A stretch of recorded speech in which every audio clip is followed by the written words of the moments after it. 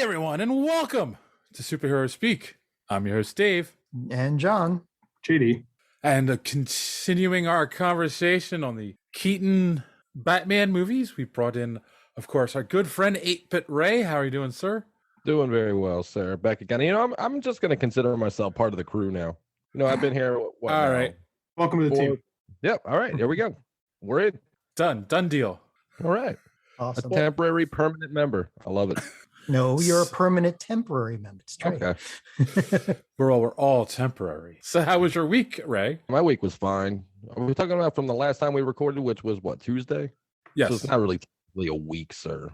But it's been fine. Yeah, it's been fine.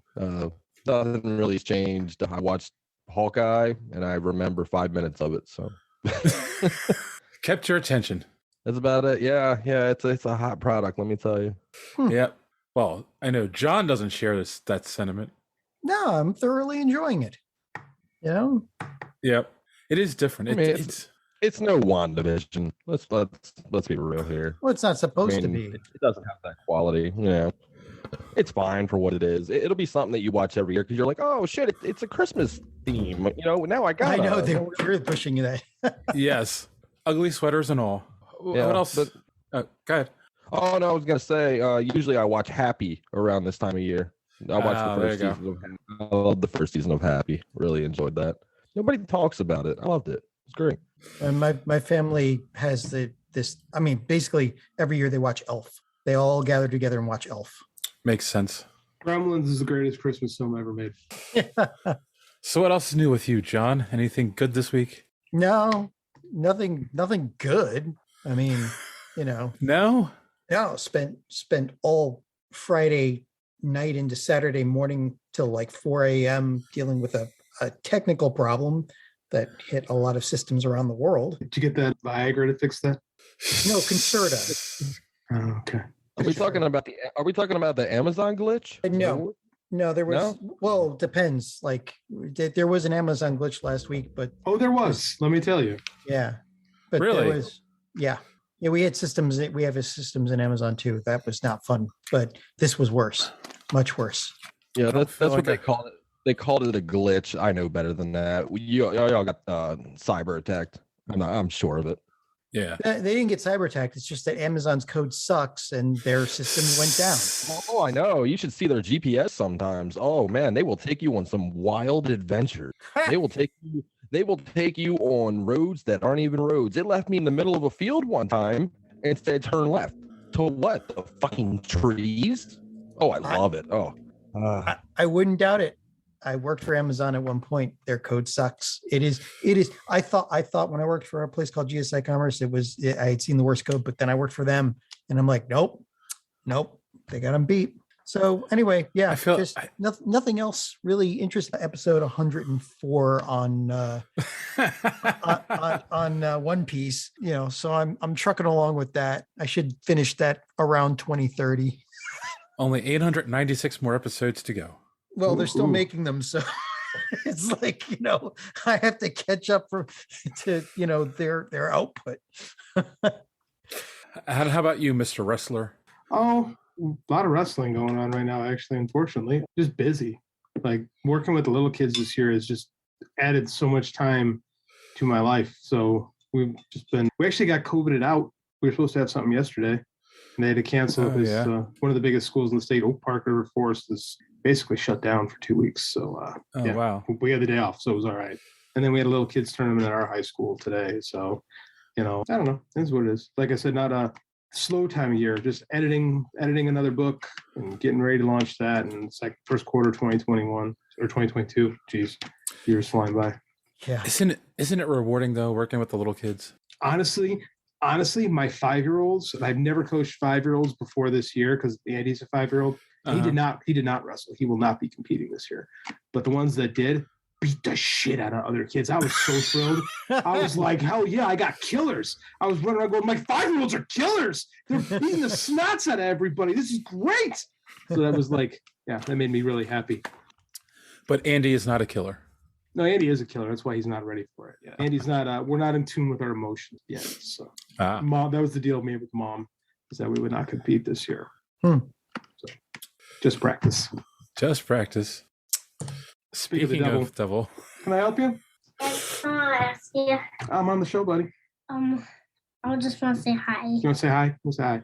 Okay, bye, buddy. Bye. Better watch yourself, JD. That's a killer. Yes. Speaking of temporary permanent members of the group. Yes, he likes to show up frequently. Yes, he does. So yeah, that's my weekend. How about you, Yeah. Dave? How are Yeah. things? You sound Things are better. good. Definitely feeling a lot better. And I binged the second half of the Masters of the Universe. What'd you think? I haven't gotten there yet. You can tell Did me you- tell me what you think. Did you watch it at all, JD? Oh God, no. It was weird. There's a slight shift in tone in the second half, which kind of shocked me. And I don't know. I just have this feeling watching it like they did the first half and then he got a bunch of notes and I think he changed stuff in the second half. But the animation doesn't work like that.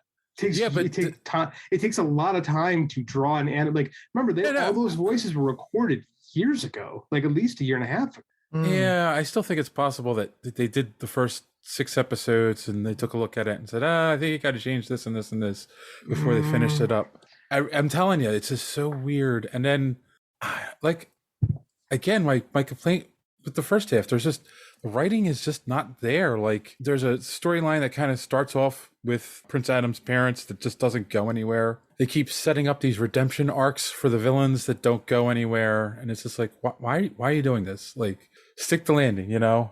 And just felt like they weren't doing that. So Sometimes it's good to not deliver a potential storyline, though, right? Because you want to, like, you don't want the path of a character to be just laid out, right? You want them to have options and places they can go. So when they, like, it's almost like you think they're going to go A and then they go B, right? That is storytelling. Like, I don't know. I get what you're saying. Like, that's not necessarily an undelivered story. It could be a choice. Like, yeah, trying to set up redemption, but then no, they don't redeem, which just reaffirms their villainy. true. But usually that has to be like a full like thought, like, you know, like the plot has to make it apparent that was the choice they made, right? And it sounds like, Dave, that it just kind of faded out, or like they didn't even. Well, I mean, yeah, I mean the one obvious, you knew he wasn't going to redeem himself, and that's of course Skeletor. But Yeah.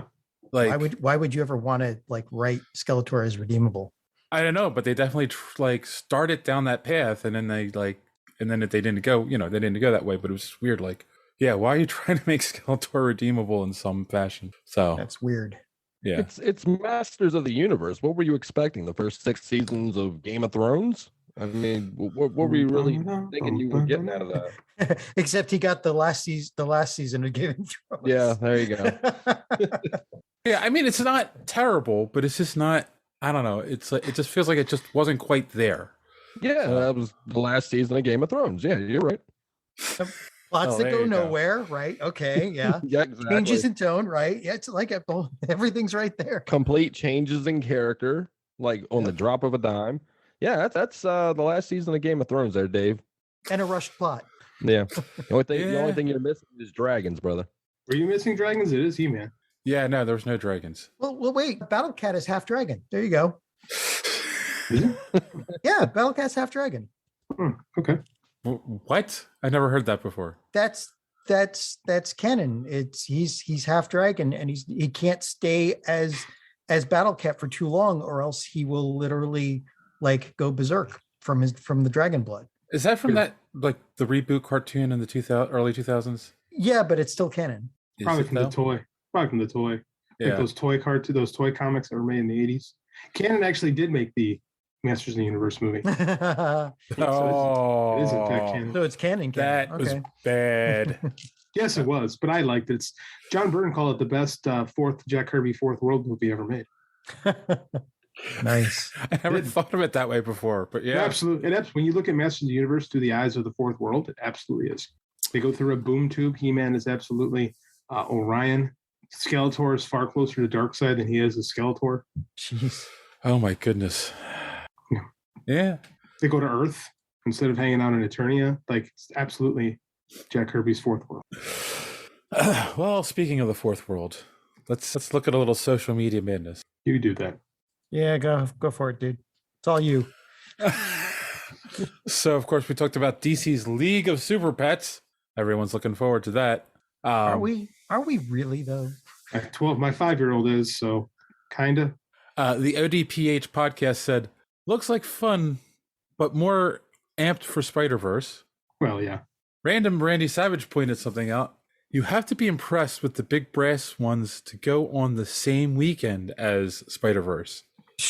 Oh, is And it I going did- out the same weekend as Spider-Verse? That's Yeah. like, why do they want to lose money? Like, that's Well, Spider-Verse is going to skew older, but I think that a lot of kids are still going to want to see it. That's a choice, man. That's a Yeah. choice. That is a choice. And then Timothy Jones, we haven't heard from him in a while. No, it's been a while. This is a cute and fun idea.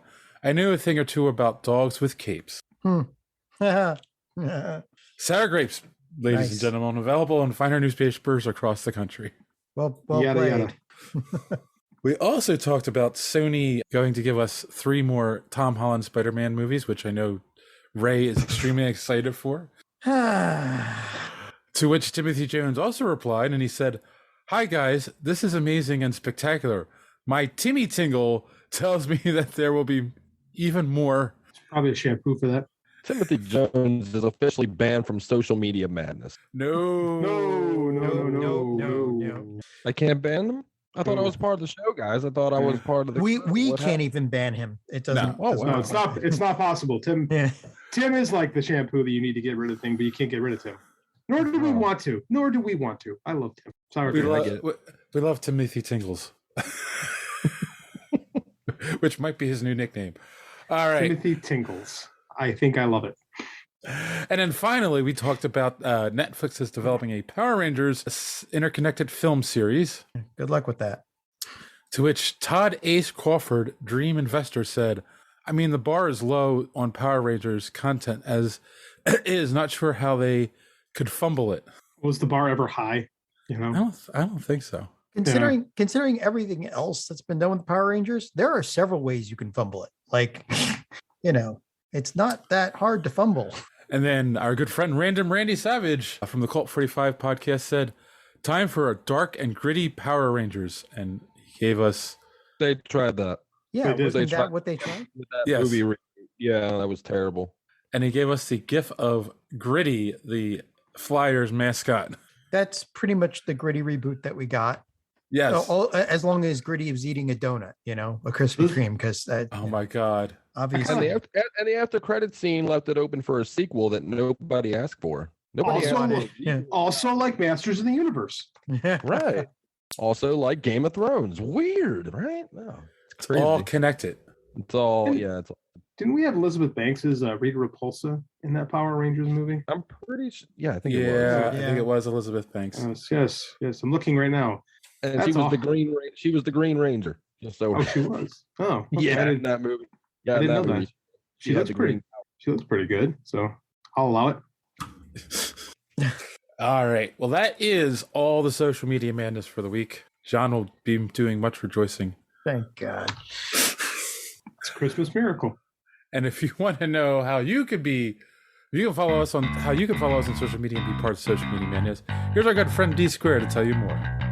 Enjoying the show? Want to be part of social media madness? Make sure you are following superheroespeak.com, where you can find all of the show's social media links at the top of the page. While you're there, you can check out old episodes of the podcast as well as some other great content. Check the site often because we are posting some great comic reviews as well as comic book and movie news content every day. Make sure and follow us on Twitter at SuperheroSpeak. And while you're there, check out the rest of the Geek World All-Stars Podcast Network. You can follow them at stars_geek. The Geek World All-Star Podcast Network include great programs such as the Pop Prison Power Podcast, Cult 45, So Wizard, Fans on Patrol, the Gorilla Brain Podcast, and of course, Superhero Speak. Search for hashtag GWAllStars. You will not be disappointed. Now it's back to Dave and the boys on Superhero Speak. Boring the show. Thanks for that, Don. And while we're here, Ray, tell all the people where they can find the Gorilla Brain podcast. You can catch the Gorilla Brain podcast on any podcasting app that's out there, Apple Podcasts, Spotify, you name it, it's out there. I'm out there. You can catch me on Twitter at Gorilla Brain Pod. You can catch me on Instagram at Gorilla Brain Podcast. I've been posting a lot of funny stuff lately. It's been good stuff. But yeah, and you can also catch me on TikTok at 8-Bit Ray. A lot of fun stuff going on over there. And catch me on Twitch every now and again, pretty much every night, late night at 8-Bit Ray. And that's pretty much it. Cool. And don't forget to check out D Square on the Mega Level Nerds podcast, available on YouTube and mostly where podcasts are available. And on that note, we're going to take our first commercial break and we'll be right back. After these messages, we'll be right back. After these messages, we'll be right back. Is that how it goes, John? Yep. God, Yeah, I actually miss those days. Childhood? child. You Yeah. just sitting around the radio listening to your favorite shows. Oh, that was Well, good. yeah, after they introduced radio. I mean, before that, it was all the, Pony Express and well, we used to sit around the telegraph too. I used to sit around the radio waiting for Zorro. Yeah, the Legend of Zorro. That was a good. All Zorro. right. He makes the sign of the Z. All right. We are back. Oh. Sorry. And I thought we were back. Yeah, I thought we were too. There Yeah. isn't a lot of news to talk about this week, but I scraped the bottom of the barrel for some things. And the first one is near and dear to my heart because it's a sequel to an amazing movie coming out. We got our first look at Sonic 2. It wasn't that bad actually. I have never seen it before. I keep thinking I should, and it's streaming now, right? Yeah, it's on. Oh, yeah, yeah. Sonic is on what? Hulu, Amazon, like you name it. It's out everywhere there. now. Huh, I'll have to take a look at it then. That was great. Yeah. You get Cyclops as like the buddy cop, and Sonic being just Sonic. I really enjoyed It's, it. it's and it was one of the best Jim Carrey roles in a long time. Decades. And it was the last successful movie before COVID hit. Yes, it was. Yes. So it was like the most profitable movie that year. It's amazing. the main complaint I've heard about it is it's a buddy cop. Yeah, like you said, it's a buddy cop movie of them going across the US or something in a car, and he's Sonic. So why? What do you mean? They could run across. Why is he in a car? He could go like there immediately. It was You more know, efficient. Yeah, it was just bonding. Yeah. What's his face was keeping him hidden from Robotnik. Jim Carrey, who played that was an amazing role that he did. I'm so glad for part 2. He looks great. He's got the Eggman stash now. The It's just- stash. yes, the after credit scene of Sonic. You'll eventually watch it, John. I will But watch the- it. Yeah. Yeah, but the after credit scene, they open it up for. I mean, there's no shocker here because he's in the trailer. Is miles per hour. Tails. Mhm. So and then you see Jim Carrey, discovering the Chaos Emerald. So it kind of opens everything up in the after credit scene for the part 2 that you knew you were going to get because it was financially successful. I mean, it made a lot of money, and it's fun because adults can watch it because people my age grew up playing Sega, Nintendo, things like that. Mhm. So we grew up with Sonic, so it's kind of near and dear to us. So I could see how people my age would take their kids to see Sonic, even if their kids weren't really into Sonic, even though Sonic is still relevant to this day. Financially, I mean, they still make games. They make Sonic Tennis and All Stars and racing, but they haven't made a really good Sonic game probably about 25 years. But they're making these movies now. They look great. They're fun. I say keep doing it until the well runs dry. There were 2 animated shows too. One of them was really good. Yes. So Not the first one. no, right. The second one. Yeah. Yes. Watch the second one. Don't watch the first one. The animation's terrible. The voice acting is even worse. Sonic is not even really Sonic. Just skip that one altogether. Just as an aside, there is a Death Battle episode on YouTube. Death Battle. It was Flash versus Sonic. It's really interesting. Depends on which Flash. Barry Allen, I think it was. I don't Sonic. think Barry's I just don't- gonna die. It's true. And then we're getting Idris Elba as Knuckles. That's such an interesting choice. Yes. He had one line in that entire trailer, and it set Yes. the internet on fire. Yep. Everybody's just, oh my god, he sounds so good as Knuckles. Like, what did you want Knuckles to sound like? I mean, Yeah. He's Well, just no- doing his voice. It's not like he's doing a voice. Right. They could have miscast that pretty badly, but looks, I mean, you guys seem to like it a lot. I mean, the chatter is good. Idris Elba's voice is perfect for Knuckles. It's what I would hear. I'm in my head. So, you know, But you hear a lot of voices in your head. well, yeah, but I've learned to focus on one at a time. Oh, Well, okay. three at a time, but you know. How about you, JD? Is your little one excited for this? I don't think he's seen the trailer yet. He's all geeked up for the Spider-Man movie coming out this week. So that's where the focus is. But yeah, well, I'm not going to go to the theater to see it because I don't want to. But when it comes out on some type of streaming platform, we'll be watching it. Disney Plus. I mean, I'll have to go to the theater to watch it because I saw the first one in the theater. Yeah, you have to. Yes, it's an obligation now. Well, they still do social distancing here. Like if I buy a seat at the one that I go to, they still reserve the 2 seats inside. So I should be okay. I'll just go to an early matinee when nobody's going anyway. There you go. But When's it? It's like February, right? It's coming out. what? Something like that. Yeah, I think February. No, Or the Sonic. Yeah. Oh, Yeah. Sonic is coming out. Yeah. We were talking about Spider-Man. Oh yeah. Well, that's next week. Spider comes out this week. Yeah, that's what I'm asking. I mean, of course, we all know that. Okay, we don't even know what we're talking about anymore. No. I assume we're reviewing Spider-Man next week. Am I wrong on this? No, you are not wrong. That's what I thought. Yes. All right. Well, we beat that one to death. So let's move along. no, Tom Holland beats that to death. Oh Jeez, my you gosh. Ooh. Wow. JD has yet to watch What If. Think I'm not gonna. Think the foot's down. Think I'm not gonna watch it. Really? Yeah. I woke up the other morning, and it was yesterday actually. And Andy goes, "Yeah, did you know there's zombies in the Marvel universe?" And I looked, and he's got my phone, and he's watching What If. And I went, "Oh, well, you've seen it, and I haven't. So good job, kid." I mean, you could just pick a couple episodes out of there. You don't have to watch them all. Like the Star-Lord one was okay. I don't like the animation style.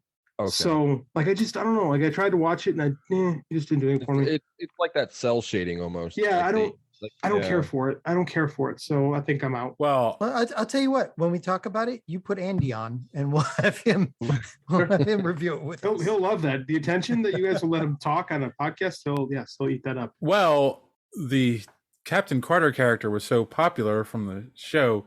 She's getting her own Marvel miniseries. So this is why?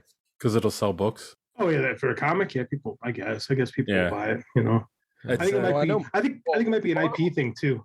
It's like, because you release a miniseries, then you can say you own the rights to the character in this film too. yeah, it's Sometimes you just have to put those things out. Jamie McKeville, Jamie Cabley, yeah, he's big. McKevely, and Marika Cresta is the artist on the book. So I'm sure it'll be fine. I'm not interested in it, but I'm sure there's an audience for it. Didn't Captain Carter exist before this? Yeah. Well, Peggy Carter did, but not like this. but not like this. Yeah, this is a I thought total that- creation from What If. Yeah. Mhm. I thought that was something before. I didn't know that this was like brand new, like a Harley Quinn situation. I Yeah. think you might be thinking of like Captain Britain, like Psylocke before she was Psylocke. Right. Yeah. Yeah. She might be more popular though than Captain Britain. Captain So, Britain, I don't think was ever popular. Yeah. No. Maybe in the No. UK. Maybe in the UK in the 70s when Alan Moore was running it, but I'm not even sure about that. I don't know. Do we have any British fans listening who can tell us? Let us know. How many of you 50 plus fans like were reading Captain Britain in the 70s can tell us, did people get into that? Or the early 80s, I guess. Yeah, early 80s. Yeah. God, I feel old. Well, I do know that the one thing that spun off of What If was that Marvel Zombies is getting their own show, right? I think we They're talked getting about that. Didn't we talk about that? I'm not into No. Marvel zombies. It's like Really? I think well, I mean, what for the last 15 years, zombies have ruled the world, right? Like, Unfortunately, thanks Zack Snyder. yeah, And Robert Kirkman. yeah.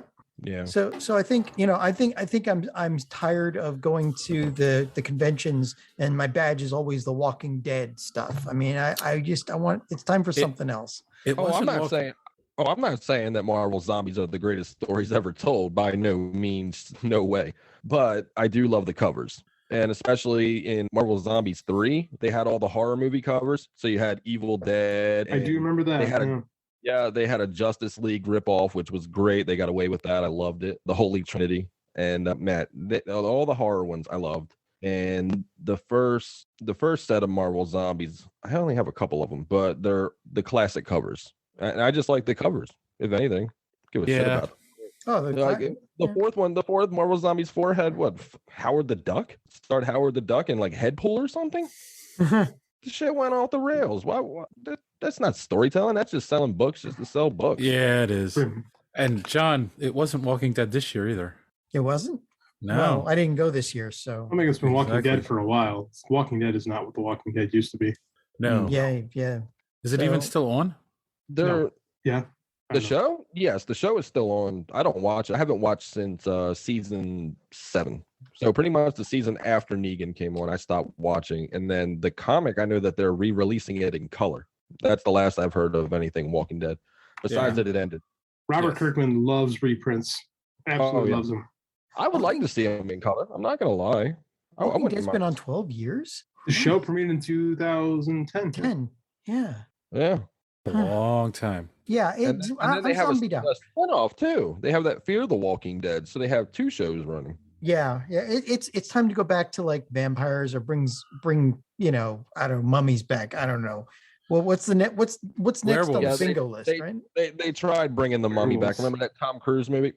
Oh They were yeah, gonna that's right. suck They the kept monster bird off. Yeah. and that put the nail in that coffin. Yep. Pretty quick.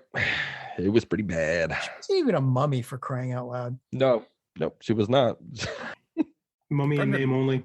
I like the Brendan Fraser movie. The Brendan Fraser movie is fun. People expected it to be like a horror movie, and it was an Indiana Jones remake, basically. Basically, that was- yeah. Once it you was accept that, fun. it was good. I loved it too. I like The Mummy is real fun. Mummy Returns is kind of corny. Mummy 3 is kind of bad. Yeah. Yeah. When they found the rock in the jungle. That would be number 2. Oh yeah, The Rock is in the jungle in that one too. Yep. Yeah, The theme That's the continues. Oasis. Well, Yep. The reason 3 didn't do well is because Rachel Weisz was replaced. That does But not it, help. had Jet, Eh, eh. but it had Jet Li. Did have Jet Li, but True. Yeah. He was only in it for about 10 minutes because he was filming like 3 other movies at the same time. So he could only show up certain days, and they had to do what they could with the time they had. And that's when why Jet he's Li only was- in it about 10 minutes. That's why he's a statue most of the movie. that's when Jet Li was big, man. It's funny the rock in the jungle thing. Like There it is again. after we talked about that last week, and I noticed it before. I never really thought about it. All of a sudden, these memes started popping up in my feed where it's like there's 4 pictures of the rock in the jungle, Yeah. and it's like these are 4 different movies. Yeah, it's true. I never thought about it before, but it's accurate. No one ever thought about it. We're the first. Oh no, we weren't the first. I mean, I heard it from somebody else, and then I started thinking about it. And I'm like, oh will you yeah, just- that's- Will you just steal credit for once and just accept Yeah, that? come you on, know, John. Just say yes. We are awesome. Yes, we're awesome. We Come on, figured John, this out. say it. totally our idea. We Yes, there you There you go. go. There you go. Slap the patent and the copyright on it. Come on, man. Get on board. All right. Well, here's an idea that wasn't ours, but I'm kind of looking forward to. I know John and JD aren't big gamers. Ray, I don't know how big of a gamer you are anymore. I have a But- Twitch channel. Oh, well, that's true. So that's- Monolith. that means big. That means I'm a big gamer. Wait, Yes. what do you mean big gamers? I've been the guild leader in 2 different games. So What? He plays these little phone games, not just phone game. No, Albion's bigger. and we're not talking Dungeons and Dragons either. I'm having a stroke. What are we talking about here? What is a guild leader that's bigger? What does that mean? I've run guilds on like Viking Clash Hey, of Clans. hey, and- COVID Charlie, mute button. Um, No, I've run guilds on some of these games. I've been. what a is guild- what is a game guild? I don't know. I don't play video. You run a guild of people, like you basically it's a group of people that work together. So you can Oh. you get bonuses by working together, and basically you fight against, for the most part, in almost every game I played, you fight against the Russians because you get these rich Russian oligarchs who just buy their way into the highest levels, and then the rest of us spend the time either avoiding them or trying to fight against them. There's a movie there. I just can't figure out where to stick the landing. Oh, there probably is. Yeah. Well, a Monolith has announced. Sorry, that's the word I was looking for. I'm in the potty, so I can't. Andrew, Wait, we get interrupted again. So Monolith has announced an open world Wonder Woman game, and no gameplay footage yet, but the little bit Animaniacs animation that they showed looks pretty good, I think. That's a terrible idea, though. They've tried superhero games before. How do you make an entire open world RPG around a single character? Did you play the Arkham series? it was pretty popular. Oh, Yeah. if they're gonna do that, this is like you said, open world, but like if you're playing as Wonder Woman, okay. I thought this was gonna be like the Heroes game they had a while back, where you know, No. build your own heroes or something. And From my understanding, for a while they were trying to do a Superman game and they kind of abandoned it. So that's been abandoned several times over the last 4 decades. You know how much money has been spent trying to develop ancillary properties for Superman that never stick the landing? It's astonishing. Just play Superman 64. Be happy with what you got. oh my god, that game was terrible. Yeah, fly through the rings. Yeah, I know. It was Fine. beyond terrible. And the sad thing, it's the best of the bunch, right? I mean, like seriously, yeah, the like old how do you? Nintendo game pretty awful. There was a Superman side scroller on Super Nintendo that was pretty fun, but it was like Justice League. I remember that. Yeah. Yeah, I mean, the problem with Superman is he's so powerful. How do you like Yeah. how do you have him go up against things and make it fun? Why did Superman even need a health bar? Like, it's like It gets hurt in the comp. This is again, like I can see why it's tough for a video game, but like this isn't in comics. Like the Silver Age really screwed this character up, where it's like, well, he can do anything, and it's like, oh, okay, well, how do you write around this? I don't even think it's so much the character. I mean, it's just the studio in general. Monolith. What have they made? What Condemned, the Fear game? Oh God, Silent Hill Origins. Blah blah. No. Yeah. But they did do Middle Earth. They did do that big RPG, that MMORPG. So they Yes. do have a little. I think that's the bit- only thing I played from them. Was the That's Middle what Earth most games. people have played from them. I love the Fear games. That's just me Okay. personally. But Silent Hill Origins, Fear, Condemned, yeah, not still good. So yeah, I would have gave it to a bigger studio. To be honest with you, wouldn't have went with Monolith on this one. But I mean, Yeah. what would you actually do as Wonder Woman? You're gonna fight Cheetah and make out with Batman. Ares, you can fight Ares. There's lots of Yeah, you Greek can fight gods. it. Yeah, you You can- can God over it. Yeah. that would be You the big bat at the end, probably. You could like strike down World War I era German biplanes.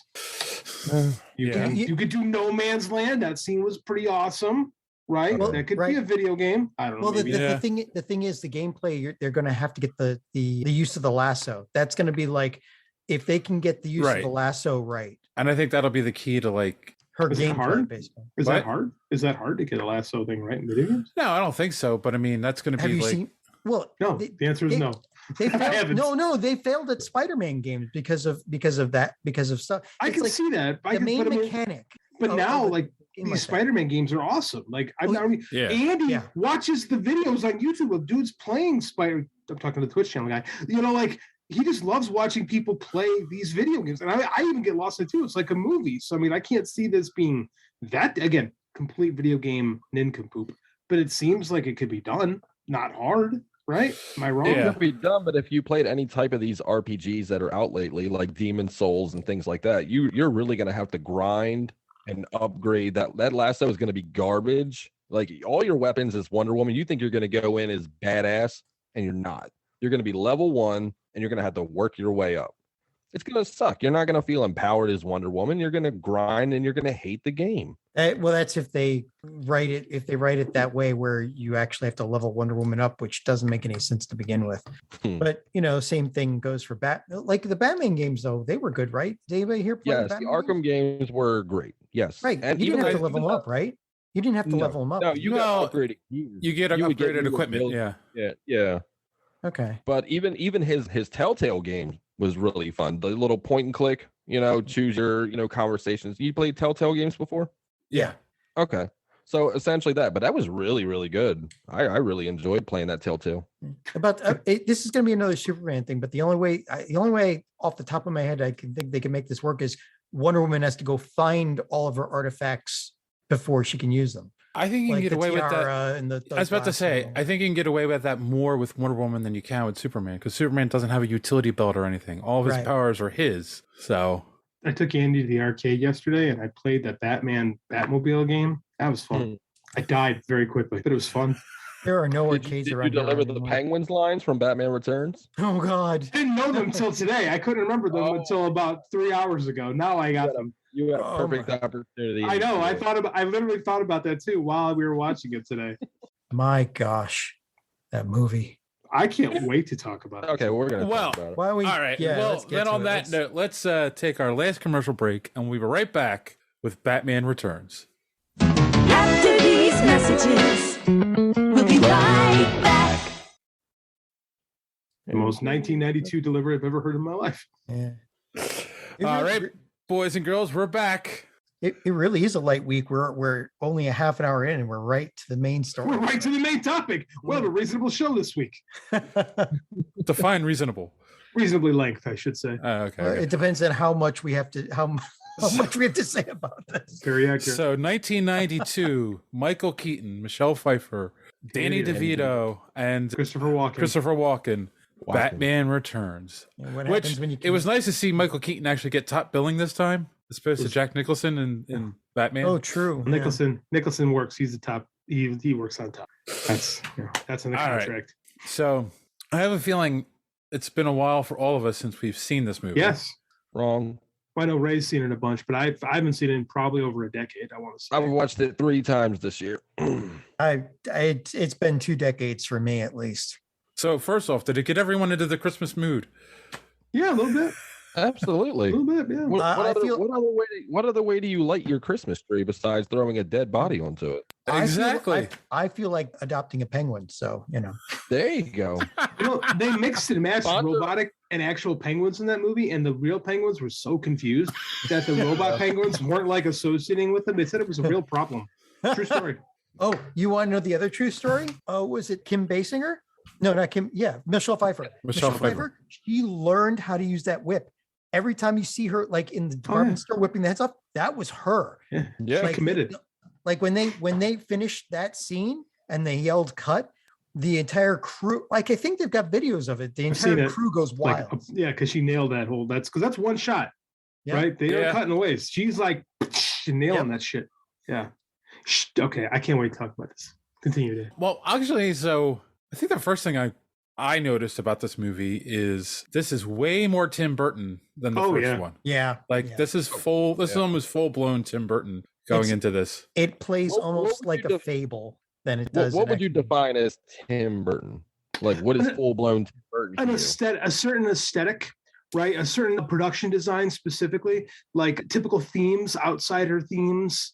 Wild production design, art, background and art interiors with like bizarre jagged shapes to them, a little Dr. Caligari-ish in a lot of ways. That's what I would call Tim Burton. Like for the sets, in the first one, it looked industrial, but in this one, you've got the giant, naked. Schumacher just embraced in the next one. Yes. Schumacher's like, yes, big ripped dude statues. Yep, 50 of them. Yeah, but add dialogue to that. Bridge.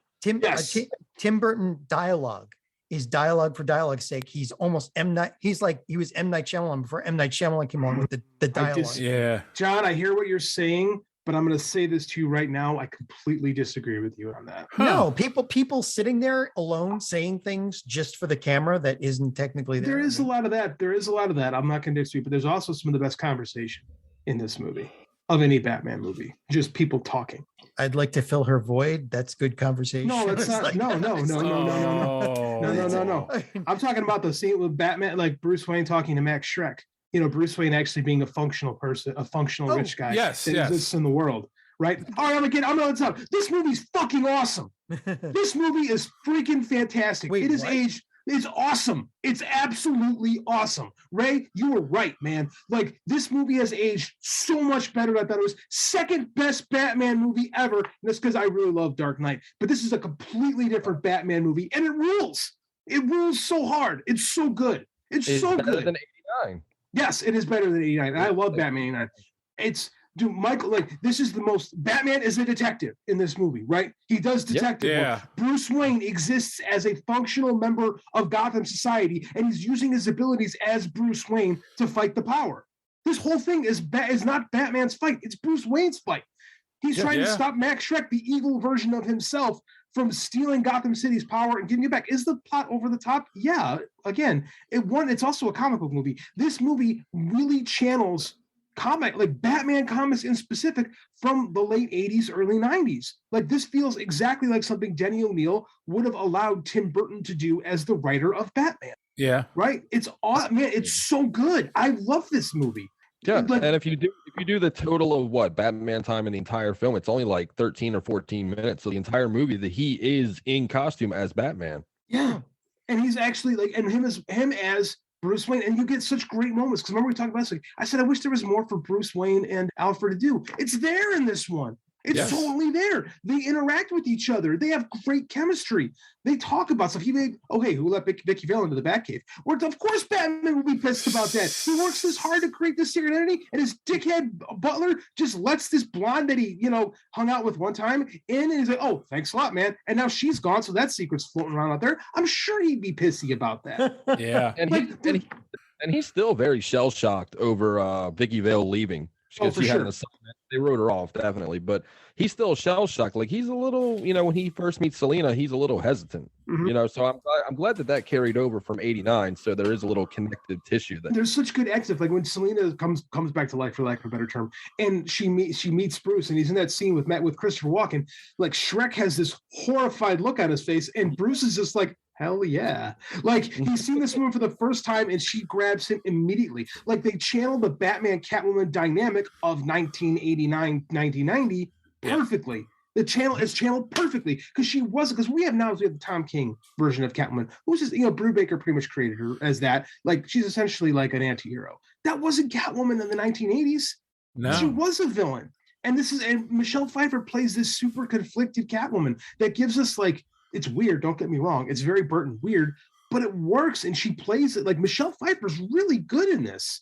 Like, she plays this, it's maniacal, but not like terribly over the top. Not over the top. No, I mean, it is kind of over the top, but it's like intentional, and it's like there's humanity behind it. Like, she really feels like someone who's losing her grip on reality. Yeah, absolutely. Right? She has split personalities. Like, she wants to get close to Bruce, but she won't embrace it because she feels that she's no good for anybody. Right, and she's dealing with this trauma, right? Because she's almost murdered. She essentially was, according to the script, she is murdered and come back to life. Like, she's dealing with this baggage, right? And then, like, I love the scene where she kind of loses it in her hotel, and she becomes Catwoman, right, in her apartment. Like, it's a metaphoric, yes, it's over the top, but I mean, like, again, that's kind of the style of the times at the time, and she's really good in it. It says a lot, and I just shocked at how much I really like this movie this time around. Danny DeVito is exactly what I remember him being, but like, I think it works, man. I think that whole first sequence where Oswald Cobblepot's father, like Paul Rubens, is the Penguin that we all know and love, right? He's wearing the monocle, he's got the cigarette holder, he's dressed in the tuxedo, like, he is the prototypical Penguin who gave birth to this monster Penguin. So, like, everything just really hit for me in a way that I do not remember it hitting in a long time. Like, I remember loving this movie when I was a kid, and then I got older, like, oh, this really isn't very good. I'm wrong. It's really good. It's really good. Sorry, I'm done. I had to get off my chest.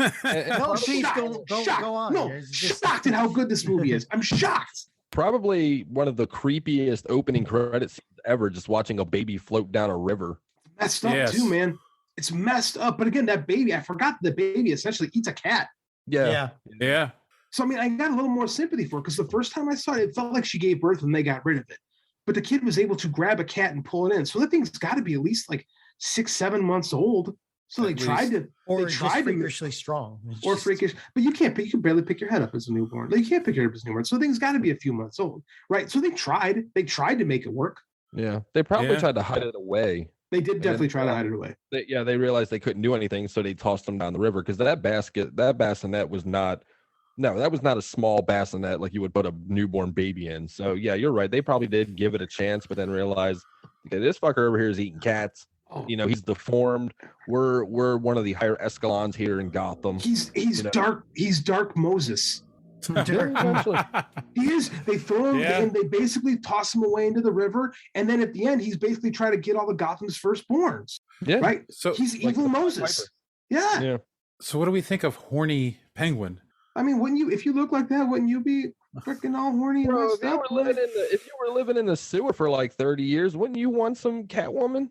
Yeah, and all you see is the poodle lady. You want to show some French flipper tricks? Wouldn't you? Speaking of that, again, Michelle Pfeiffer actually did put a live bird in her mouth. She was that is true. The dedication to the craft, man. She's awesome. It crapped in the back of her mouth as it flew out. So just know that. And she went on with the scene. And she went on, yeah. Perfectly. That's a freaking pro, man. I love Michelle Pfeiffer. And they had to Ugh. cut the costume off of her a few times because it was so skin tight. So a few times they had to moisturize her by putting like wet towelettes, like letting it drip down and kind of move around and spread. And then other times to get it off, they had to cut it off. So she was very uncomfortable while filming that. So her dedication to this role above no else. That adds something too to the character, like just like because you could see how her anger, like the character is so angry at the world, and she definitely had to be like pissy while playing it. And I think that really, and I think that comes out too in her performance, right? Yeah. Like, all right, so John, clearly you didn't like this movie. I don't dislike it, but it's for me, it's the first movie in the long dark slide down into insanity. Like Was it a long slide? I think it slid pretty quickly, to be honest with you. that's true. I mean, yeah, it's just like, this is a hop, skip, and a jump from, ice puns every time. I'm going to stop you right here. Do you realize that in '89 Batman, Joker killed a man with a hand buzzer? Yes. Well, I like that movie. And you want to say that Batman Returns is what sent it off the rails? No, not sent it, but you could start to see it start to slide. I mean, no, everything that JD said is true, and he's pulling me back a little bit because like him and was it Bruce Wayne and Alfred working together. I love that, man. You get to see him like working with him. I like that. Yeah, that was really good. It's just that the dialogue started to go off the rails, and it was more of a performance than a performance, in some places. And it started to show, what happens when there's no guardrails. Like I still like it better than the rest, except I think I put Batman Begins above this, but Batman Begins above this. But other than that, I'd put this, even I know you've got like this as number one, but I'd put it as third. For me, it's 2 for me. I think Dark Knight is better, but I like this better than '89.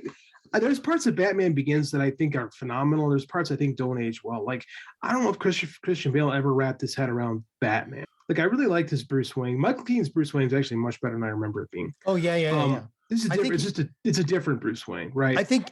Well, I think his Bruce Wayne is better than the Batman Begins one. Like, yeah, I mean, I don't disagree with that, to be honest. Yeah, no, this absolutely, I do agree with that 100%. I don't think Christian Bale ever quite mastered Batman. Well, he's a method actor, right? So he's just he was channeling Batman, but his trailer had Bruce Wayne written on it. My brother worked on the set and told me that. Well, it also goes to show just how wide a range Michael Keaton actually has. That like he's way underrated. There's so much of this that I like with him as a character investigating the Penguin, even though he's sympathetic to him at first, but he goes off on a hunch and he wants to be wrong about it, right? I don't know. There's a lot of interesting character beats in this that I think are missing from the first movie because there's not a lot of character in the first movie. The first movie is a lot of caricature, right? Like everybody's just kind of playing to type. Whereas I think in this movie, you really get to, because Jack Napier is completely unsympathetic from the moment you see him. There's not a sympathy. That's how Jack Nicholson thinks. There's not a lot of sympathy in a Jack Nicholson performance. Whereas there is sympathy in Danny DeVito. There's a ton of sympathy in Michelle Pfeiffer. The only character in this there's not a lot of sympathy for is Max Schreck. And you still kind of understand his motivations as a character, right? I'm protecting my family. Like I want my son to have my friend's an idiot. So I have to make sure that he is actually protected for the rest of his life. So I'm going to scam the city for the rest of its existence. Yeah. But you also got to say like scenes like where they're like Shrek is trying to get Danny DeVito, a Penguin, he's introducing him as the next mayor. A room full of people are not of real people aren't going to react to that in that way when a freak like that bites somebody's nose off. I mean, John, that is Tim Burton. Like that's Tim Burtonish that everybody reacts the way they. But I think that's a room of yes men. That's a room of people that were paid to be there. Yes, Dave's right about that. Those are yes men. And have you not paid attention to the news cycle of the last decade or so? Oh God, yeah, I know, right? Like this movie's far less. That's something I noticed too. Is this movie is far less ridiculous than I thought in that sense. Because the stuff that got Penguin, they ruined Oswald Cobblepot's campaign. We've seen guys recover from much worse. Yeah, I got to give you that. That wasn't that bad in comparison. I can with what people believe these days and put up with, and I cannot dispute that. My only, it's funny though, I was talking about Max Shrek and his son. My only complaint is the actor who played Shrek's son Always trying to do a felt like he was doing a walking impression. Yes. And it was just like, oh, just The guy who played him, right? He was in when I was in high school. One of my favorite movies was The Program because I was a high school football player and that was our movie. He was Latimer in The Program, the big juice head. So I mean, like he's played a lot of football players throughout his career. So the casting of him is very, very interesting. Yeah. I don't know But if it's a good. severely minor character. Like, what does it Super matter? minor. Like, Yeah, I agree. got- It doesn't. They could have gotten Joe Blow at the sub shop down the road. And that's basically what they did. They hired a bodybuilder and they kept him covered the whole time, which is a weird choice too. That's fine. yeah. But yeah, I mean, like it doesn't, but I get what you're saying. Like he definitely is doing a walk-in impression. And I can only imagine Christopher Walken as a gag told him to do it. Because it probably entertained. Like it probably entertained because Tim Burton's not telling Tim Burton is not known for working with actors, right? Yeah. He hires good people and says just make the movie, and he worries about the aesthetic, which is why actors love him because if they're not, he's not Kubrick telling guys to walk across the street 77 times. Yeah. Right. So I could absolutely see this guy going, "Oh, I'm Christopher Walken's son. I'm gonna do a walk-in imprint." B.J. Moore basically out there. Yeah. Tim Burton's not even on set today. You're gonna be walking. Second unit is filming today. We're gonna do a walking. There's also a lot of possibility that that the second unit did in fact direct most of that guy's scenes. That is possible. Yeah. Yeah. But yeah. Dave, what'd you think? I was okay. Dave, what'd you think of this movie? What'd you think? Like I said, I forgot how Tim Burton-y it is, but I agree that like there's things in this that are a lot better than the first one. There's more of a developed Bruce Wayne character. I think the only thing that takes away from this movie, from it being like an ultimate classic, is the Penguin's a little over the top. Penguin's incredibly over the top. I was going to say what We have to have that balance, though. You have the uber serious Selena Kyle Bruce Wayne aspect, right? And then you have the Penguin who's just way over the top. You got to have the yin and the yang.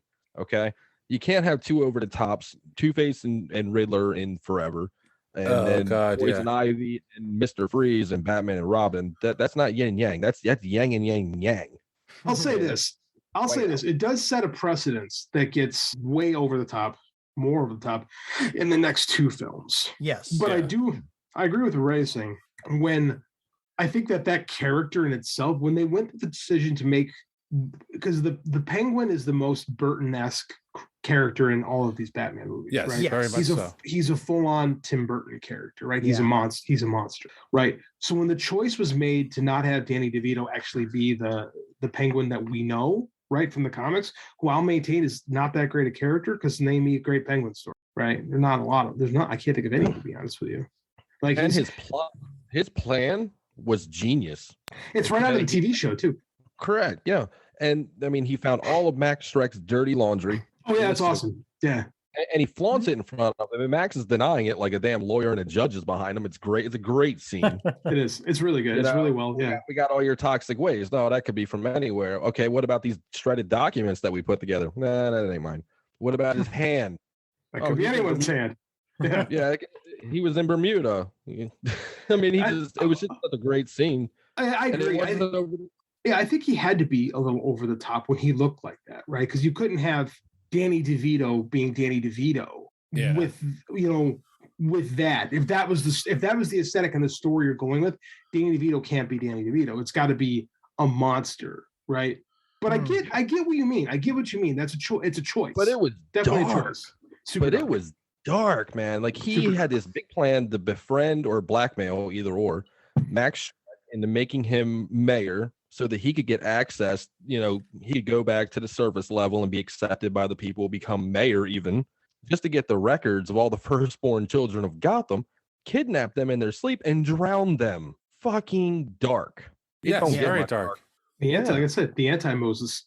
He was creepy. There wasn't an age restriction. He's talking about drowning babies, bro. Mm-hmm. Dude, they were kidnapping little kids. Andy was watching it with me. He's like, he's kidnapping little kids? I'm like, yes. Someone's got to stop him. And then Batman stops him. He's like, oh, thank God.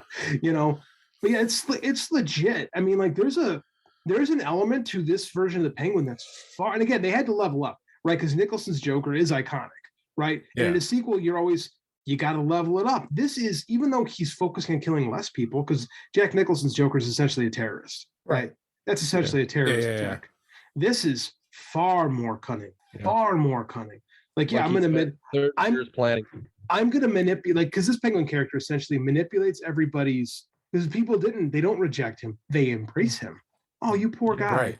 We're terrible. We're sorry. We're going to be better. Like, he understands that the surface world wants to reject him, but won't because of their own guilt, their own fragility, as we'd say today. So he knows that they're going to embrace him, and he uses that to get the ultimate revenge. Like, it's a story that you wouldn't see a lot in 1992. It's something that I think has a lot more play today. Like, it's a little ahead of its time in that regard, right? Well, and you can tell Tim Burton tried to play it for empathy, right? For sympathy. Manipulated sympathy. Yeah, it wasn't the Penguin's idea for the mayor thing, though. That was Shrek. But then he just saw an opportunity, because Shrek and him are playing each other. Eventually, one's going to screw the other one over, right? And both guys are aware of it, so it's a race to see who can screw the other guy first. Yeah, pretty much. Yeah, but if he's the mayor, no one's going to question him going into the Hall of Records. If you're Danny down the street, of course, somebody's gonna be like, "What are you doing all day, every day in the Hall of Records?" Right. You know, because he's a media icon, right? He becomes a local media superstar almost immediately, and then he becomes so popular that they run him for office. It seems ridiculous on the surface, but it isn't. We've seen, like, in reality, we've seen people, and not just the one obvious thing, but I mean, there's been a lot of instances of strange people being like, why does that guy want to get in politics? We see that a lot. So this isn't like that crazy of a notion. Maybe the timeline's a bit truncated, but for the purposes of a Tim Burton story, I think it kind of works. Yeah. Okay. I mean, you're right about that. Like, at least that part of the story was, I mean, yeah, there was a real plan.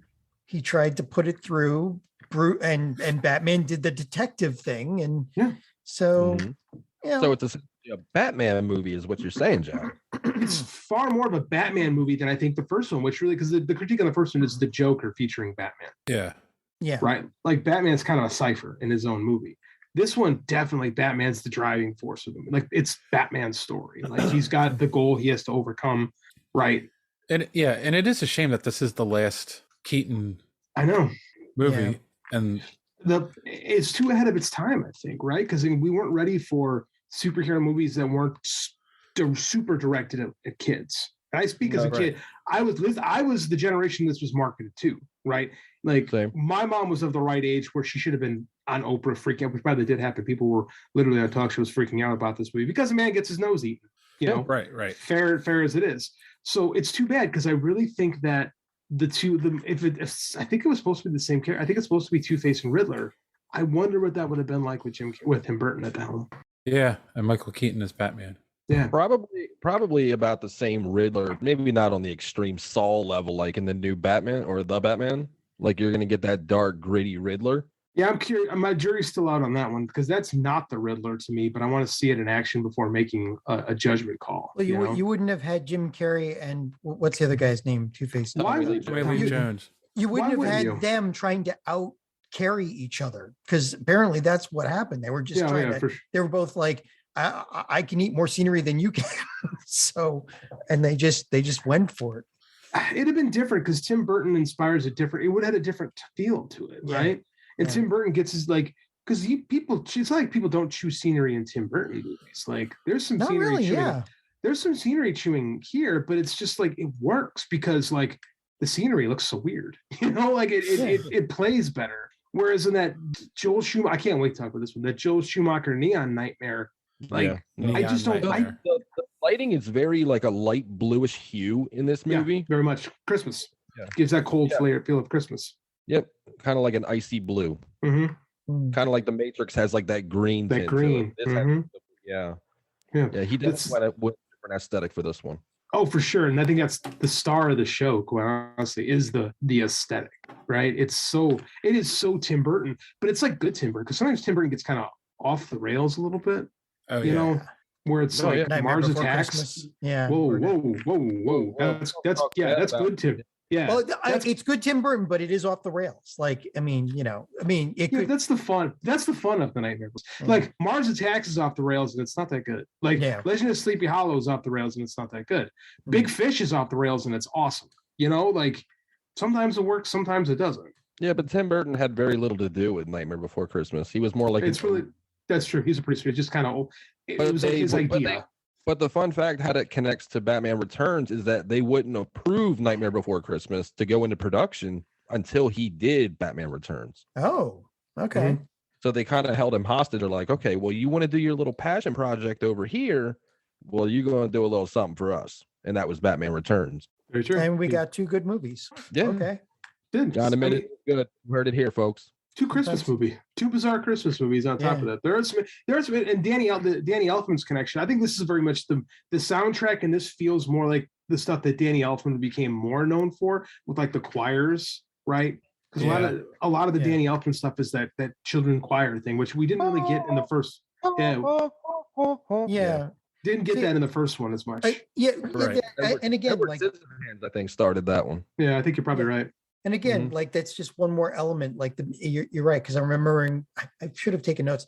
Like the music was more otherworldly. Like it was sure. it was more again. Like this is why I keep saying this is the start of the slide to Crazy Town. But it's still I get where you're coming from. But it's not like bad, right? Mhm.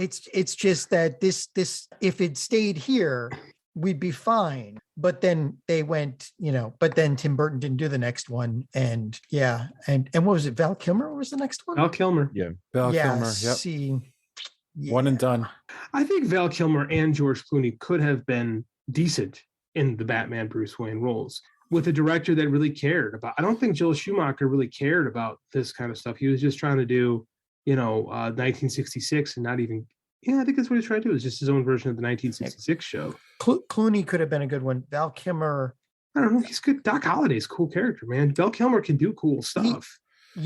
But I think wasn't this during the time when he was starting to, I don't know. He was kind of diva-ish and did. Oh yeah, he's definitely this is like the pinnacle of him as a leading man. This is like The Saint and The Saint, right? trying to think of some other stuff that The Val Kilmer Doors. did. The Doors. Peacemaker. Yeah. Piece, yeah. He was a star, like a legitimate star in the mid 90s. Oh, So yeah, he's definitely that's why he got fired, because he definitely was a diva. Yeah, he did. Yep. He didn't handle it as well as other people. But Mhm. Clooney could have, Yeah, George Clooney gets the worst piece of shit to work with. I feel bad because right, he should have been all right. yeah. But that Oh movie wait, I thought we were talking about Clooney. That's why I said Peacemaker. Oh shit. Yeah, Clooney could have done it well had he like You Jamie know said, what's been given unfortunate something is to work that, with. Mhm. you know what's unfortunate is that people that play Batman, you're either a good Bruce Wayne or you're a good Batman. There's no middle. You know what I mean? Like, I think would you consider Michael Keaton a good Batman? I like consider him in a- this. I like him as Batman in this one. I feel like he's doing more. Like even those scenes in the Batmobile when he's trying to like figure out what's going on, like he's cracking a joke here and there. Like he's a lot more loose in the role. Like I feel like we get more personality out of Batman in this movie, much more than the first one, where he's just a dude in the costume. Yeah. Kevin Conroy was a good Batman and Bruce Wayne. I thought you were going to say even though Kevin he only did Costner. the voice. I thought you were going to say Kevin Costner. No. Why would I do that? I don't know. I was like, that would have been interesting. Kevin Costner is Batman. Yeah. No. Nah. as old man like Dark Knight Returns Batman, like old man Batman, maybe he could pull it off. We're getting old man Batman as Michael Keaton now, and it's fantastic. I'm just so excited. Like, Oh yeah, he's in the Flash movie, right? yeah, he is as yeah, Bruce no. Wayne Batman. It should be fun. I can't wait. I don't know. I think It all I think comes full circle. it kind of, Yeah. especially when nerds rule the world and we get to kind of push the nerd limit on everything. 10 years. There's no way 10 years ago anybody would have given credence to that ever happening, right? That's Right. that's a pipe dream, and now it's reality. I'm just gonna say I think this movie ages a lot better than people have given it credit for. I It really does. do. It did, because I like the first. I don't remember them being this good, and they are way better than I remember. But then again, it's probably because after this came the next two, and that the stink probably was just retroactive. I in think my you're brain. right. I think the last two are so bad it brings the whole series, with the exception of the first one, because the first one was such a cultural Marvel, for lack of a better term, down. I do think the second one, it's thought of as a failure, so it gets lumped into the next two. I mean, Yeah. and how do you get Robin so wrong? They really did. They messed that up unbelievably bad. Originally they had a Robin in this movie. How? He got cut out, but he was on set and they had him. It just got cut. It's not working. It was Marlon Wayans. Marlon Wayans was going to be. They were going to introduce the character that would be Robin. It was Marlon Wayans was going to play him. Instead, he went and played. No, that was Damon Wayans that played Blank Man. Yeah, Damon Wayans, the younger brother. Yeah. I think it might have been before he was on In Living Color. Marlon Wayans on In Living Color. He would have been a teenager at that point. He was like 18. He would have been young. Closer to what Robin should be. Chris O'Donnell was like 60. Well, Carrie, wait a minute. He was like 30. Is that how they got Carrie though? Because Carrie Carrie came from In Living Carrie Color. was on Living Color. Had nothing as a complete. No, they got Carrie because Jim Carrey was a gigantic star in At that 1994. point. Okay. That's a box office draw right there. Yeah, he had Ace Don't matter Ventura. He had Ace Ventura, The Mask, and Dumb and Dumber that came out in the course of 12 months, and it made him like the top box office star in the world. Jeez. You know who the role was originally offered to, right? The Riddler was Robin Williams. Yep. Then that's what everybody wanted. Everyone wanted Robin Williams. Well, because he was originally offered the Joker, but decided to do Dead Poets Society instead. No, he was leveraged to get Jack Nicholson. That's why he was pissed about it. They said Jack Nicholson was dragging his feet, and they said, well, we're going to offer it to Robin Williams. And then Jack said, I'll take it. I would love to see. I never heard that part before. Yeah, I don't think they got to. I don't think they ever got to that point. I know, but I just wish it existed. Me too. I would love to see what Robin Williams could have. And he was pissy about it. They offered him to him, and he returned. He said no. He didn't like being used. It was kind of like Tim Curry was originally the Joker in Batman the Animated Series, and they had test footage. Yeah, they have test footage of him doing the lines and things like that. And it sounded great, but unfortunately, he came down with like that bronchitis or whatever, and he couldn't record, so they got Mark Hamill. But I mean, but they have the ultimate. You can hear it. Yeah, well, that's pretty ingenious casting in 1982. Because what did Tim Curry just come off of? It. So he's Pennywise. Well, it was 1990. I would say he just came off of It. So he had been Pennywise. Now they cast him to play the Joker. So that makes perfect sense. But he sounded great. If you have it's on YouTube, you can look. I am going to check that out when we're done with this because I wonder what that sounds like in my head, and I want to confirm that. Yeah. All right. Well, I think that wraps it up for Batman Returns. I'm not done with Batman Returns until John admits that it's one of his favorite Batman movies. I'm giving it my third spot, and that's I needed it number 2. Nah, number 2 is Batman Begins, because for me, just that one scene where where he's going out for the first time and he's just hanging down out of the dark and coming out of the dark and nobody knows where he is. That's the way Batman. The train yard scene. Yeah. Is that what the scene you're talking about? Yeah. That's the way Batman should always operate, because you jump into the middle of a whole bunch of goons, and if they all got guns, you're dead. It doesn't matter how much armor you've got. But Batman has always been plan it out, go out, and they never see you coming, and always have contingency plans. That's the way he survived. And seeing that on the big screen was like, yeah, this is it.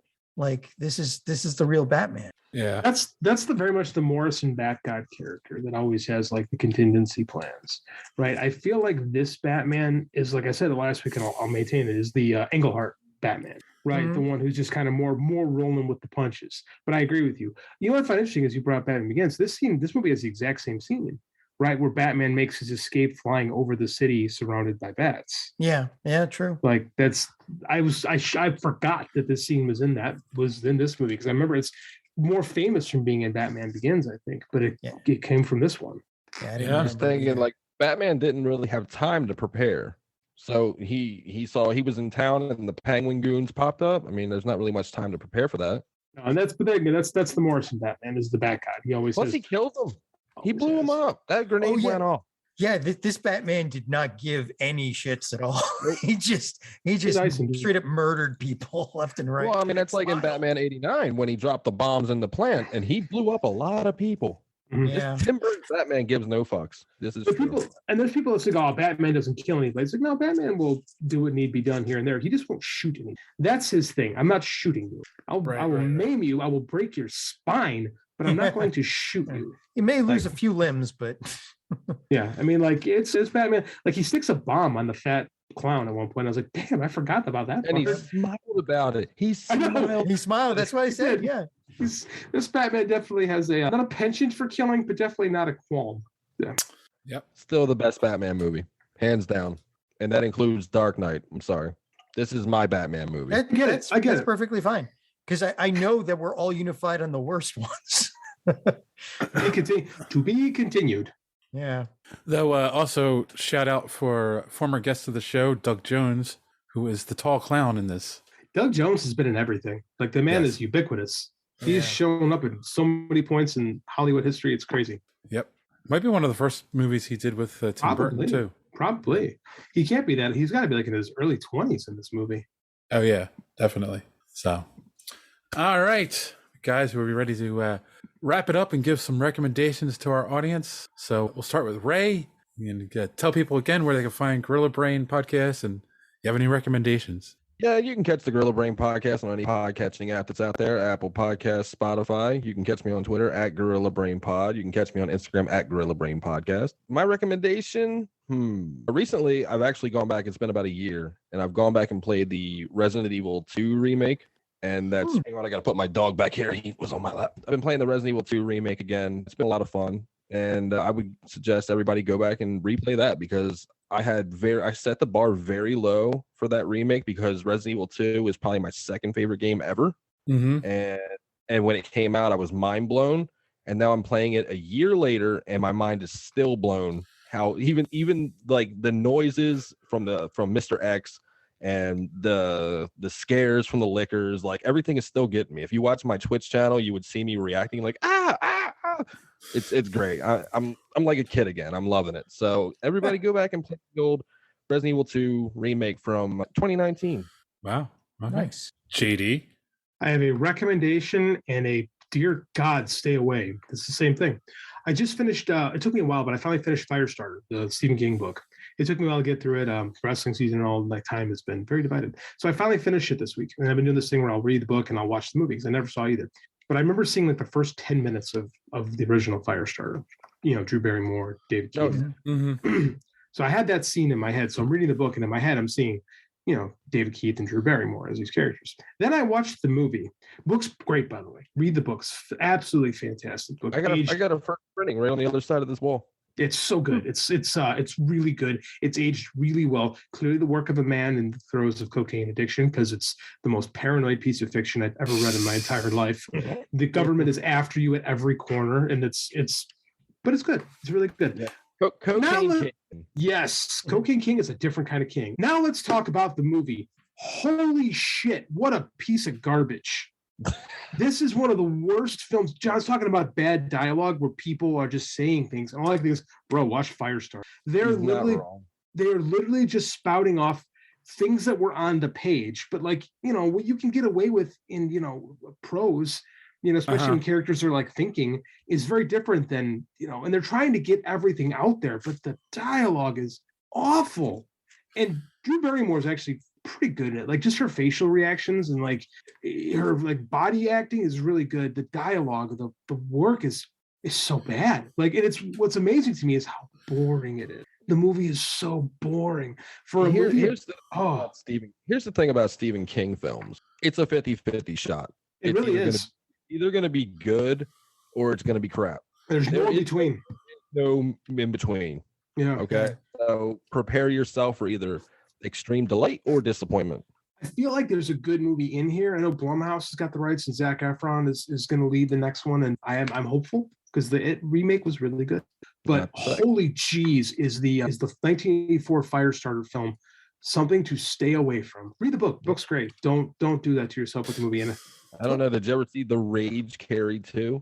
No, I'm never going to. That's pretty bad, man. I've heard. I'm good. Carrie 2, I'm good. What was the one with the cats? The Stephen King one with the cats? Pet Cemetery? Not Pet Cemetery. No. Cat's Eye. No, not Cat's Eye. Are you talking about Skinwalkers? Oh, Sleepwalkers. Sleepwalkers. That's it. Oh, that's a Yeah. piece of shit too. They. Whoa, Yeah. whoa. No, Sleepwalkers is awful. It's fun bad. It's fun bad. It's fun bad. It's cheesy good. It literally has it. I mean, there are a couple of horror directors that make cameos in it, but it literally has Stephen King making a cameo in it, going, "I'm not taking any crap for this. I didn't do any of this." Oh, he wrote the script. Don't let him say that. He wrote the script for that movie. Oh yeah. Yeah. But he's literally saying, "I'm not taking the rap for this." That was his literal line was, "I'm not taking the rap for this." They knew what they were doing with that one. That movie is clearly tongue in cheek. You know, Yeah. ridiculous. And that ending, it didn't even feel like an ending. Like it built up to nothing, and then it just ended. Like it's weird. Sleepwalkers is a weird movie. Very, very weird. Is that your recommendation, John? actually, if you wanna laugh, sure, yeah, you could watch that. Also, the Nostalgia Critic on YouTube does a really fun review of it. It's where you get the timeless saying of corn on the cob, because I don't know if you remember, but in there he stabs him with a corn on the cob. It's like Stephen King's corn fetish or whatever. He's got it. There's a corn thing. Stephen King definitely has, and not just Children of the Corn, but there's a long running corn motif in his work for sure. He has a thing with cats, and he has a thing with rats. Yes, like Midnight Shift. I love Midnight Shift. I love the book and I love the movie. But yeah, he's got a weird thing with dirty animals. Yes, but my recommendation, another anime. Sorry, guys. Here you go, JD. Here's one for you. I love these things. Bring it on. Banished from the hero's party, I decided to live a quiet life in the countryside. I love That's these the titles. title. I love. And who made that up? But it's not what you think, because at first you think it's just another Mary Sue, power fantasy. And clearly, that's what I was thinking. Yeah, well, of course, because it spells it out. But it actually gets to something. It's starting to become really interesting. It's delving into kind of drug addiction and what you do with your fate. Whether or not you can change your fate depending on who you are. It's like it's getting pretty good. So it's way deeper than you'd think. Kind of ripping off Death Note a little bit in that aspect. No, I mean, yeah, there's a theme there, but this is a little bit. I don't know. The way this does it is a little bit different, and it's not dark like that. And it hopefully will end better. This isn't a Toei product, is it? No, this is. I don't know who makes this actually. It's on Funimation, so it's definitely through Funimation. Okay, because I'm a little pissed at Toei right now. If you haven't checked my Twitter, I'm a little pissed off at them. Yeah, there's a lot of stuff to be angry at Toei for. This is Yasumu Karakawa. So. Not even that. Just they don't understand fair use laws. Oh yeah, no, they had that one guy who lost his entire 150 of his totally videos. Not Mark. Yeah, he's like a really cool guy, and they're taking his livelihood because they were striking down videos. They weren't even watching the full videos. They were just striking them down. Okay, gone within seconds, and then at the end, 160 videos are now gone. Yeah, and some of the videos didn't even have any IP in it. It was just him talking about it. Yeah, yeah. Yeah, but all it takes is one sketch. All it takes is just one picture, and they can strike it, and it's third. So the bridge that we have in YouTube America, and then we have fair use here in America. Fair use is a little bit different in Japan. Yeah. We need to bridge that gap because a lot of content creators are getting strucken down. Prince Vegeta, Senpai. I mean, they're all getting strucken, and it's just some special education guy working in their department just clicking videos. Well, it's an algorithm. Yeah. Well, that's not just algorithm. They actually farm out to other companies to go through videos on YouTube, and sometimes they farm it out to the wrong company, and then you hear about an apocalypse on YouTube the next day. Same thing happens in wrestling too, where these people who are just reviewing stuff get copyright struck all the time. Yeah, that happens in wrestling too. It's common, real common. Yeah, well, Marvel's quick to drop the hammer too. And the NFL will sear your ass just for showing like a 1 second clip. They'll go, So yeah, the copyright in America is stupid right now. So anyway, sorry, Dave. It's okay. I do not recommend copyright laws. Yeah. Dave actually had his principal outfit on. He was keeping us in line today. He's not substitute Dave today. Dave, your hair is so long. I just noticed that right now. It's like golden and shimmery in the light. He's actually sitting on it right now. It's impressive. I'm so beautiful. Side note on YouTube, I've heard this before. When it comes to copyright claim, their automatic response is if someone claims against your video to just automatically strike it, Right. and then have you fight it. Because Yes. In the meantime, you lose all the revenue from it. right. Yeah, you can no longer air that video. They'll either put a block or they'll strike it down. But Right. the appeal process on YouTube is a joke. It's Right. You get to appeal one video But it's at a time. And Right. it takes 30 days for a response. It's incredibly stupid. These are people that are content creators and they're losing their livelihood for stupid things like this. It's crazy. yeah, but I mean they're erring on the side of we don't want to get in trouble, so we'll just take what the guy's claiming is copyrighted. But if says. you fight it, Toei has never sued anybody. Not one content creator. So Well, if you look- fight it, they'll let it go. Look at TFS. They fought them Oh, for yeah. years. Oh, 4-star, yeah. That's why a disclaimer is on every piece of property they have because they don't want it to happen again. Yeah. All right. Well, I will recommend that you go to our website, superheroespeak.com, where you can find the podcast every week. Links to our social media at the top of the page, reviews by our good friend D Square. And I have 2 recommendations. Number 1, go watch the second half of Masters of the Universe and let me know what you think of it, because am I being too harsh, or is there just like the writing's just not quite there yet? And there's definitely set up for a season 2, so we'll see. And I also will recommend that you go watch No Way Home, because that is what we will be talking about on next week's episode. Holland. Okay, everybody except 8-Bit Ray. I'm out. On that I'm note, out. boys. I'll see you for Batman Forever. On that note, boys and girls, as always, thanks for listening, and don't let your cape get caught in the door. Have a good week.